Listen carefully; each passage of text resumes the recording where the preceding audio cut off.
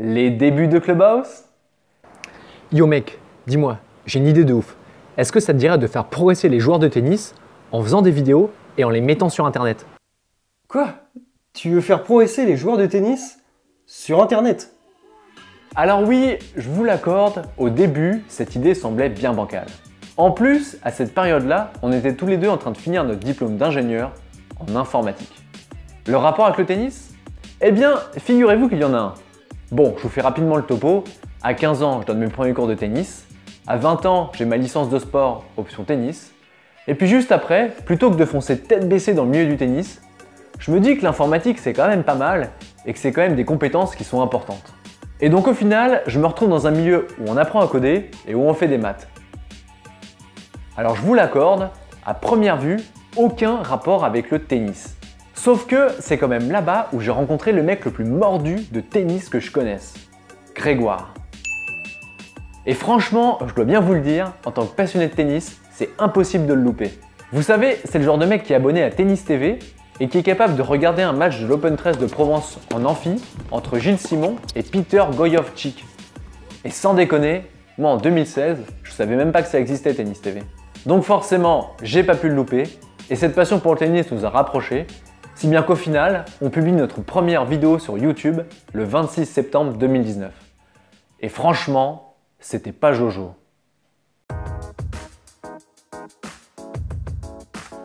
Nos premières vidéos, c'était franchement pas ça.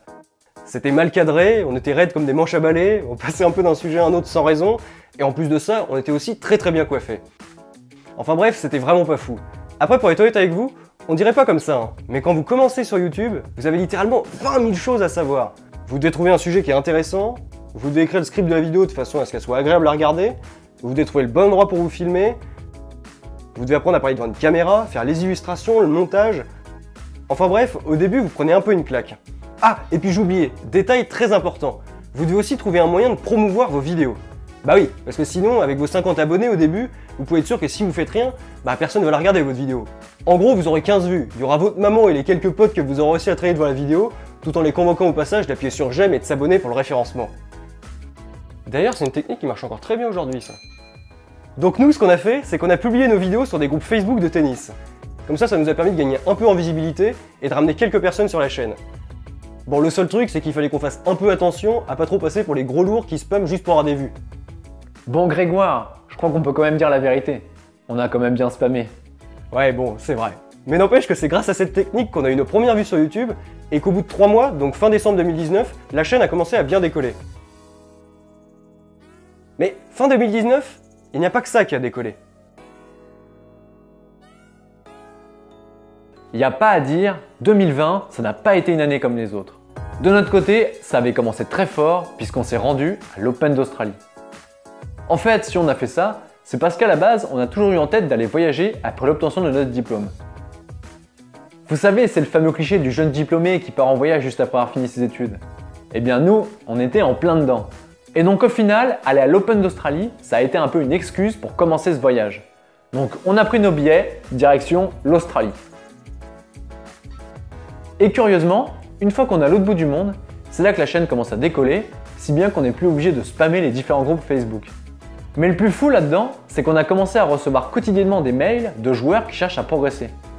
Et il y en a même certains qui nous envoyaient carrément des vidéos d'eux, alors que nous, on était à l'autre bout du monde. Que ce soit d'abord en Australie, puis en Nouvelle-Zélande, en Indonésie, à Singapour, et même au Japon. Ouais, que du bonheur. Et ça a continué comme ça pendant plusieurs semaines, jusqu'à ce que le coup près tombe. Le confinement. Plus de cours de tennis, plus de compétition, plus d'intérêt pour le tennis. Normal. Pour nous, ça sonnait la fin de notre voyage. Le retour au bercail. Du coup, ce qu'on a fait, c'est qu'on a profité de cette période pour faire un premier bilan. Ça nous a permis de remarquer qu'il y a 2 choses que vous aimez particulièrement. La première, c'est les contenus travaillés, donc avec des recherches et un montage aux petits oignons, un peu comme la vidéo qu'on avait faite sur la tactique de Federer à l'époque. Et la deuxième, c'est de recevoir des conseils sans qu'on s'arrête à la surface des choses. Quand on vous donne un conseil, vous aimez bien savoir pourquoi. Sur nos vidéos plus récentes, c'est par exemple pourquoi est-ce qu'il faut servir avec la prise marteau, et c'est quelque chose qui est très rarement expliqué pendant les cours. Pourquoi est-ce que c'est important d'ancrer votre jambe au sol pour frapper fort? Ou même tout simplement à quoi ça sert de changer sa prise de raquette. Et en quoi frapper la balle comme ça ou même comme ça, c'est quelque chose de très différent. Bref, ne pas simplement vous donner des petits conseils par-ci par-là sans vous expliquer à quoi ça sert. Parce qu'en fait, c'est surtout sur ce point-là qu'on s'est rendu compte qu'on pouvait apporter une valeur ajoutée par rapport à un cours classique. Le format vidéo est parfait pour vous expliquer des concepts de manière visuelle, avec des exemples, tout en ayant le temps d'approfondir les choses. Alors que le problème des cours collectifs, c'est qu'en tant que prof, on n'a pas forcément le temps d'approfondir les choses. Par exemple, si vous avez 1 heure de cours, eh bien, vous n'avez pas forcément envie de passer 15 minutes à écouter votre prof qui vous explique le rôle du poignet lors du coup droit lifté. Alors qu'avec YouTube, c'est possible. Du coup, on savait que c'était vraiment sur ces 2 points-là qu'il fallait qu'on s'investisse à l'avenir. En plus, évidemment, de s'améliorer sur tous les autres points sur lesquels on a encore de gros progrès à faire. Comme par exemple l'écriture de script, le montage de vidéos, ou même l'aisance à parler devant une caméra. Parce que ça a pas l'air, mais c'est quand même difficile. Et le moins qu'on puisse dire, c'est que ça a payé. En octobre 2020, soit pile 1 an après notre première vidéo, eh bien la chaîne connaît une croissance complètement délirante. On a même atteint un pic de plus de 13 000 vues en une journée. Imaginez un peu, un journal comme Tennis Magazine, c'est environ 19 000 tirages tous les 2 mois. Nous, on fait ça en 34 heures. Bon, je sais, c'est incomparable de comparer le tirage d'un magazine payant avec le nombre de vues sur YouTube. Mais bon, c'est des chiffres complètement délirants alors que la chaîne n'a qu'1 an. Et donc forcément, sans surprise, ça s'est directement répercuté sur notre boîte mail. On a vraiment commencé à recevoir beaucoup de mails de votre part, si bien que ça devenait un peu difficile à gérer.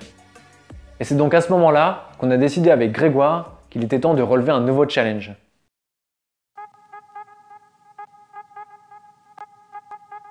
Peut-on réellement progresser au tennis en suivant des conseils sur internet? Je vous avoue qu'au début, j'étais un peu dubitatif. Comme beaucoup de personnes, je pensais que le tennis, ça s'apprenait forcément sur un cours avec un prof. Je vous disais que le seul moyen pour progresser, c'était de prendre des cours et basta. Mais sauf que comme vous l'a dit Vincent, nous, là où on veut vraiment se différencier, c'est grâce à la profondeur de nos analyses et de nos conseils. C'est-à-dire qu'on ne veut pas se contenter de simplement vous dire de faire des sauts de balle ou des exercices, mais on veut plutôt vous montrer que bien jouer au tennis, c'est avant tout comprendre ce qui se passe sur le terrain. Et c'est vrai que pour ça, Internet, c'est super. Ça permet d'avoir des conseils plus approfondis et de voir le tennis différemment. Le seul souci, c'est qu'on s'est assez vite rendu compte que le format YouTube restait tout de même assez restrictif. C'est-à-dire qu'en 10-15 minutes, on n'a pas le temps de tout vous dire. On est obligé de faire des choix. Et donc c'est pour ça qu'on s'est dit que pour capitaliser sur notre progression du mois d'octobre et pour aller plus loin que sur YouTube, il fallait qu'on prenne une grande décision. En lançant notre première formation payante, Service Gagnant. Avec cette formation, notre objectif est simple. Aller bien plus loin que sur YouTube et vous donner une méthodologie à suivre pas à pas pour gagner des points grâce à votre service. En gros, un programme détaillé pour bien servir au tennis.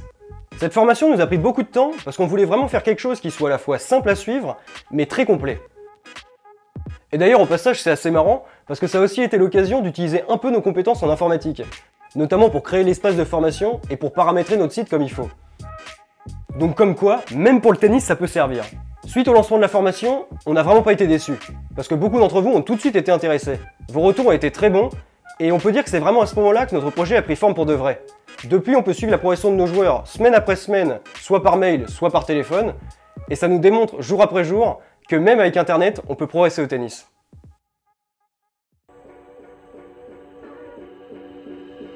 Pour 2021, on veut vraiment mettre le paquet sur 2 leviers qui nous semblent très importants. Le premier, c'est évidemment de continuer à développer cette chaîne YouTube, en faisant à la fois des vidéos plus axées sur la technique pour vous faire progresser, des vidéos d'analyse de joueurs professionnels comme on a l'habitude, mais aussi faire des vidéos où on parle d'autres sujets qu'on trouve intéressants. On s'est donc fixé pour objectif de faire entre 15 et 20 vidéos cette année, dont 2 qui risquent d'être de gros projets. Donc abonnez-vous pour être sûr de ne rien louper. Et le deuxième point sur lequel on veut se concentrer cette année, c'est agrandir notre catalogue de formations pour les joueurs qui souhaitent aller plus loin avec nous. Parce que pour l'instant, on propose que 2 formations. Une sur le service et une sur le mental. Donc on veut en faire une sur le revers à une main, sur le revers à 2 mains, sur le coup droit. En vrai, je pense que vous voyez le principe. Une autre chose qu'on aimerait faire, c'est organiser une rencontre à Roland-Garros avec vous. Mais bon, pour ça, il va falloir croiser les doigts pour que ce soit possible d'ici là. En tout cas, ce qui est assez fou avec ce projet, c'est qu'au début, ça semblait un peu bancal et peu réalisable, mais qu'au final, c'est quelque chose qui nous permet aujourd'hui d'entreprendre, de réaliser de nouveaux projets et d'une manière générale de vivre de notre passion. Donc merci à vous d'être là, à nous suivre et à nous montrer jour après jour que vous voulez progresser au tennis. Parce que c'est vraiment ça qui nous motive à toujours faire mieux. Allez, merci d'avoir regardé cette vidéo jusqu'au bout et nous on se retrouve dans une prochaine vidéo de tennis. Ciao!